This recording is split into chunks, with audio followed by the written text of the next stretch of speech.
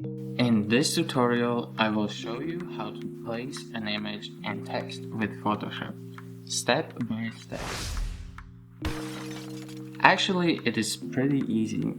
The first thing you need to do is import a picture. As you can see, we have a white background and the picture layer. After this, take the type tool and click on the picture. It will automatically create a type layer. Now write the text.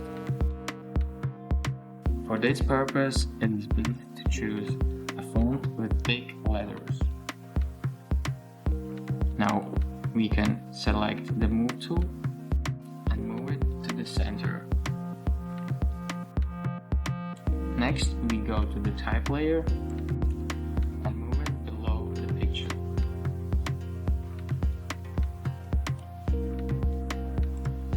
The last step is to right-click on the picture and create a clipping mask. Now actually it is done. What is great with this method is that you can go to the text tool and change the text, and it will adapt. You can also change the size and the position, and when you just click the text tool, you can also change the background image. For a white background, of course, a darker picture will be best. That's it.